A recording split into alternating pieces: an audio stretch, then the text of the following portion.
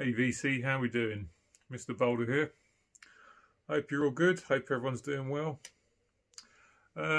This week I've decided to rank the Death albums from worst to best. Death are one of those few bands that can boast that they've never ever made a bad album, and not many bands can do that. So whatever comes in last is not me saying it's a bad album. It's just saying it's my least favourite out of all of them.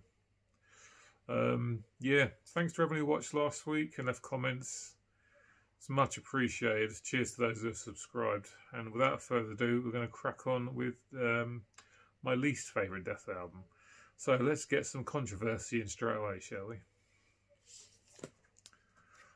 Coming in at number 7 is Scream Bloody Gore, their debut from 1987. An album packed full of great songs, but yeah, it's my least favourite out of all of them. What sticks out in my mind with regards to this album is I didn't start playing guitar until I was 17. And when this was recorded, Chuck played all the guitars, played the bass guitar, did all the vocals obviously, and wrote all the lyrics. And he was only 16 years old at the time. And that just absolutely blows my mind, to be honest. I just can't believe he was doing all that at such a young age. But it just goes to show how talented he was. So yeah, Chuck did most of this. Chris Reifert on drums from Autopsy. And yes, this is the very first death metal album, as far as I'm concerned. Some people give the nod to Possessed Seven Churches. I don't think so. I think Seven Churches is more of a thrash album, but Jeff Becerra's vocals were leaning more towards a sort of death metal style, which was quite unusual at the time. But for me, this is the first death metal album, true death metal album. Yeah, out in 87. This is packed with classic tracks. Yeah, Zombie Ritual, Sacrificial Mutilation, Baptized in Blood, Evil Dead, title track, Beyond the Unholy Grave. A fantastic album, no doubt about it. But what lets this one down a little bit for me is the sort of cartoonish gore, which was quite regular on sort of early death metal. Nothing wrong with it, but I just think I went on to do better stuff as time went on. So yeah, that's number 7, Scream Bloody Gore, the debut from 1987. Coming in number 6 is 1990's Spiritual Healing. Again, another fantastic album. This has The Man Mountain, Terry Butler on bass, Bill Andrews on drums, and James Murphy on lead guitar. James Murphy, obviously a member of Cancer, Obituary, Testament, and many others. Fantastic guitar player. Great album. Really like this one. Tons of really, really good tracks on it. Yeah, Live Monstrosity, they're in the future. Defensive Personalities Within the Mind. Side A is absolutely killer. Title track on side B, Killing Spree, finishing it off. Really, really good album. Yeah, I mean, like I say, just didn't make a bad album. And the fact that this is so low down just goes to show how good their discography was, because this is a really, really good album. Yeah, from 1990. Yeah, before I say anything else, none of these are original presses. These are all reissues, because if you know Death Vinyl, you know they all cost an absolute fortune. They go for at least 60 quid. I've seen them go for up to 100 or even more, and I'm not paying that much for original presses. A nice reissue will do me fine. But yeah, Spiritual Healing from 1990, cracking album. Now, between numbers 5, 4 and 3, there's very little between these. You know, I'm being really nitpicky with these next 3. So, yeah, but yeah, number 5 for me is Human from 1991. This was actually remixed a few years ago, and it's much better for it. I remember getting the CD years ago, and they've got this fantastic bass player on it, Steve DiGiorgio. And then the original mix, you just couldn't hear him. It was absolutely pointless him being on it, you know. Why have a talent like that and then you can't even hear him? But it was remixed, and now it sounds absolutely fantastic. You can really hear the bass nicely. So you have obviously Steve on bass on this one, fantastic musician. And this is, I think it's Paul Masvidal and I can't remember the drummer's name from Cynic. Brilliant stuff. This has actually got my favourite Death song on it, Lack of Comprehension. I remember seeing it on MTV back in the late 90s. Absolutely blew me away. Fantastic song. And there's loads of other really good stuff in there, obviously, as well. Yeah, Fountain of Emotion, Suicide Machine, Secret Face, See Through Dreams, Cosmic Sea. This has actually got a cover of Kiss's God of Thunder on the end of it. I'm not usually a fan of bonus tracks going on the end of records, because for me it really kind of spoils what the album should be like. But I actually do really like this cover they did of Kiss's God of Thunder on this one. A fantastic album, obviously. Absolutely essential to any death metal collection. So that's Death's Human. Next is the final Death album, The Sound of Perseverance from 1998. I remember getting this on CD in Oxford Street in central London when it first came out, way back in the day. Picked this up a couple of years ago, 2 LP set, 2 or 3 songs per side. It's a great album, it really is. This has got Richard Christie on drums. I think he was unknown at the time. I think it's Scott Clendon on bass, who has now unfortunately passed away, so rest in peace. And the name of the guitar player off the top of my head escapes me, so I cannot remember. But this is a phenomenal album. I remember when I first heard it, you know, Chuck's vocal style was really different to what he did before. And that just didn't bother me from the very first listen. I loved it, you know. Kind of shrieky, very sort of high-pitched vocals. I absolutely loved them. This is just a fantastic album. It's an absolute 10 out of 10. There's not a bad song on it. Scavenger of Human Sorrow is fantastic. By the Pain, Spirit Crusher. What a chorus that song has got. Flesh and the Power it holds as well. Amazing. Voice of the Soul, to forgive is to suffer. A Moment of Clarity, and then a really killer cover version of Judas Priest, Painkiller at the end. An absolutely phenomenal album.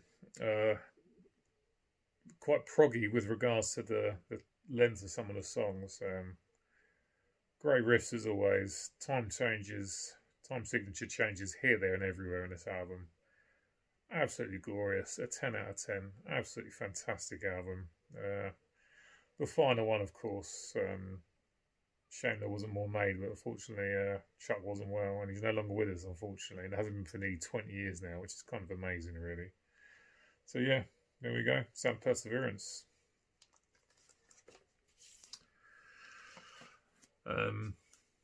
Number 3. Fantastic album. I first had this on cassette back in the day. And like with the rest of my cassettes, I took them to the tip years ago and binned them all. And now I kind of wish I had them, but what's done is done. You can't change things, you know.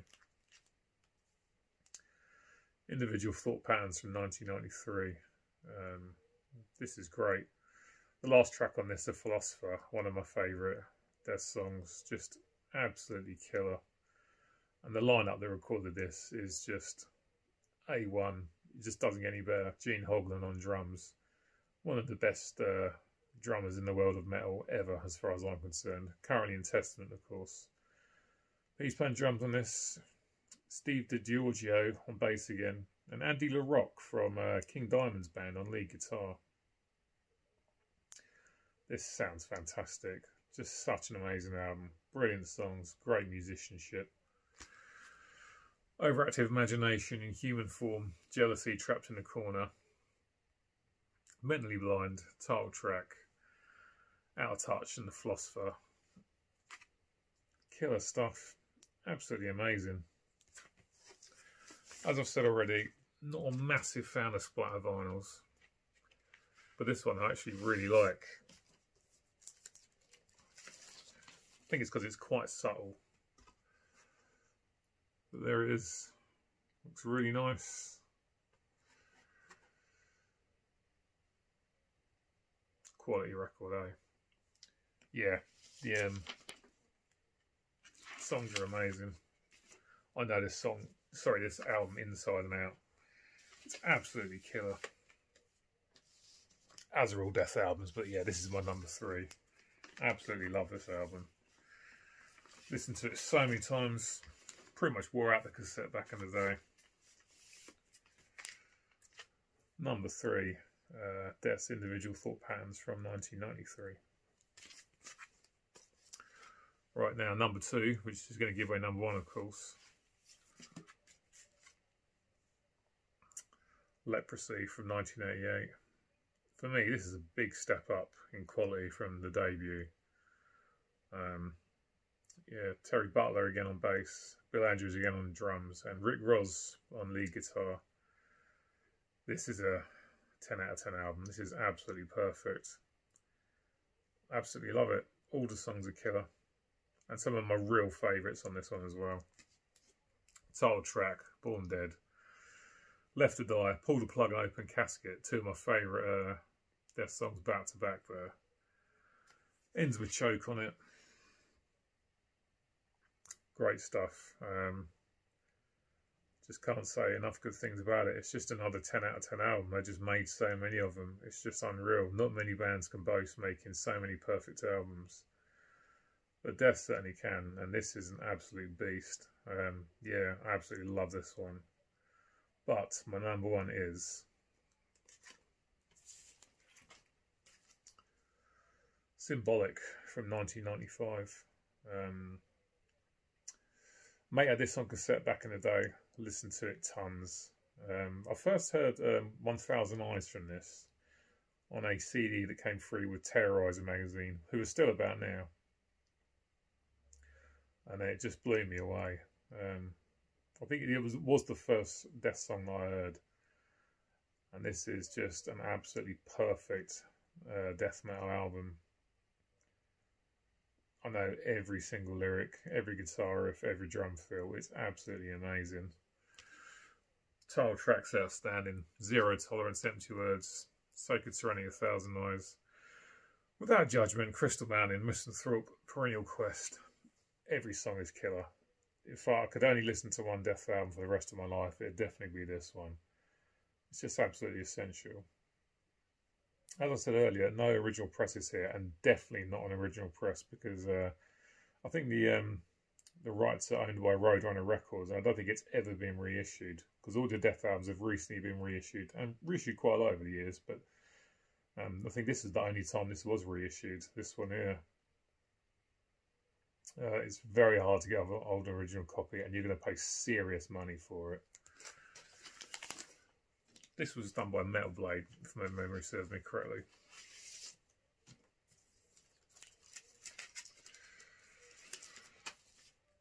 And it's on white vinyl. As far as colours go, don't mind white, not too bad. I'd prefer black, obviously. But yeah, never ever going to have an original of this, because it just costs absolutely ridiculous money. I didn't have this one for a long time on vinyl. But yeah, then I found out about this Metal Blade reissue. And I had to get this from Canada. I kept checking Amazon, left, right and centre. It never appeared. And then one day, this one appeared over in Canada. So I paid the money. It was shipped across the Atlantic and arrived absolutely fine, thankfully. But yeah, killer stuff. All the albums are great, but this is definitely the best. And I can't get it back in the sleeve. So sod it, we'll leave it out. Absolutely essential stuff. My favourite album. And it's not my favourite just because it was the first one I ever heard. I think it's the best. It's as simple as that. So yeah, Death Symbolic, #1 Death album from 1995. Gene Hoglan again on drums. And I cannot remember the bass player and guitar player's names, but yeah, amazing album, absolutely killer stuff, absolutely love it. Right guys, that is all for today. Thank you for watching. Get in touch, leave a comment, let me know what you think, let me know what your favourite album is of Death's. They're all amazing. Hard to choose, you know, which is the best. But yeah, there we go. Cheers for watching. Cheers for subscribing. If you like the videos, yeah, subscribe, because there's more videos coming. So until next time, I will catch you with the next video. Alright guys, take care of yourselves, and I'll see you later. Take care, bye.